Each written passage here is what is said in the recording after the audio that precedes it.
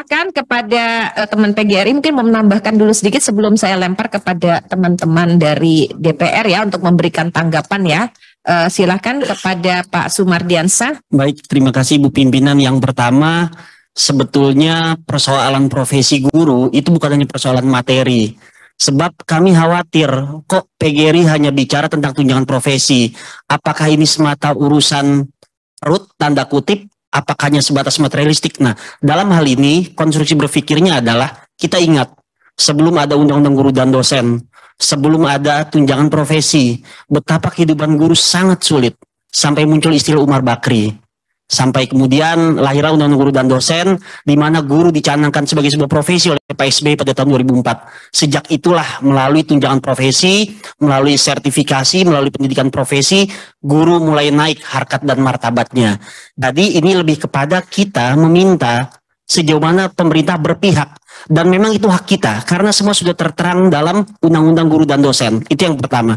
Amanat konstitusi harus dilaksanakan. Jangan sampai guru yang sudah dinyatakan dalam konstitusi harus mendapatkan kesejahteraan yang layak, bahkan di atas layak, itu dicabut kembali. Sudah diberikan, bukannya ditambah, malah dikurangi. Nah, itu merupakan bentuk ketidakadilan. Itu yang pertama. Jadi ini persoalan moral, ini persoalan komitmen konstitusi. Guru adalah rahim bangsa. Menjadi guru itu profesi intelektual, bahkan perlu ilmu yang spesifik. Jadi bukan profesi sembarangan lagi. Banyak orang belum memahami bahwasanya guru sudah menjadi profesi. Itu yang pertama. Kemudian yang kedua, bicara profesi guru, maka tahapannya jelas. Guru sebagai profesi harus ikut pendidikan profesi. Setelah ikut pendidikan profesi, dia punya sertifikat pendidik. Dengan memiliki sertifikat pendidik, dia memiliki tunjangan profesi. Memang ada masalah yang itu memang diselesaikan oleh pemerintah wajib, yaitu PPG. Kami ingin agar PPG dalam jabatan, para guru di Kementerian Agama yang terdata di Simpatika, para guru Kementerian Pendidikan kemudian yang terdata di Dapodik, itu dituntaskan yang dalam jabatan. Melalui apa? Melalui penambahan kuota, melalui penyederhanaan mekanisme, melalui syarat-syarat yang dimudahkan.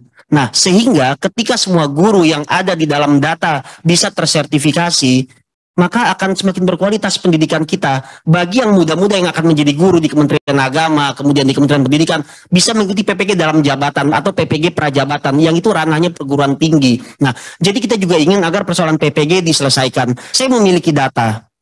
Di Kementerian Pendidikan Kebudayaan ada 1,6 juta guru yang masuk dalam antrian. Ini pengertian antrian adalah orang yang sudah dapat kuota tapi belum tersertifikasi, orang-orang yang baru akan tersertifikasi mendaftar, dan selebihnya sedang proses menuju PPG.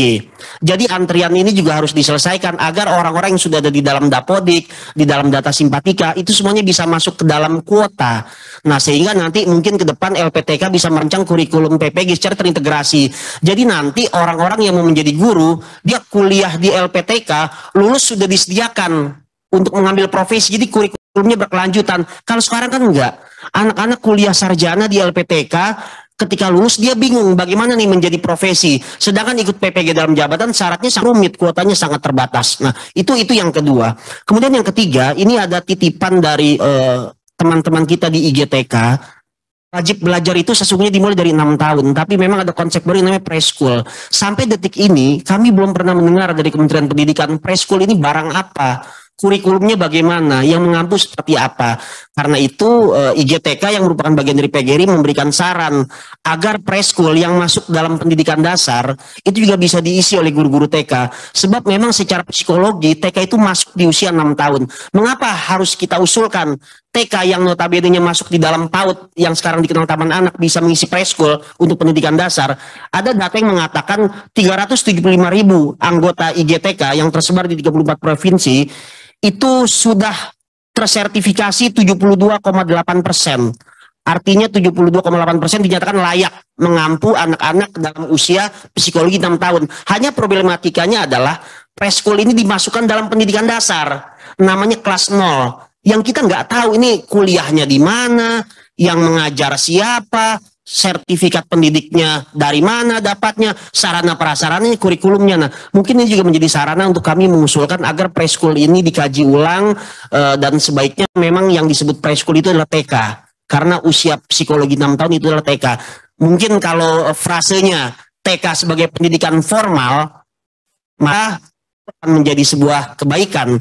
Nah, tapi kami juga mendukung bahwasannya teman-teman kita guru PAUD itu sudah diakui sebagai guru-guru formal, itu juga sebuah apresiasi. Namun untuk preschool ada baiknya langsung difokuskan. Itu adalah untuk TK atau bisa diisi TK sehingga TK nanti bisa bermain di pendidikan anak usia dini, dia juga bisa bermain di yang namanya preschool yang itu notabene-nya masuk dalam jenjang pendidikan dasar. Sumber dayanya sudah ada, kurikulumnya sudah ada.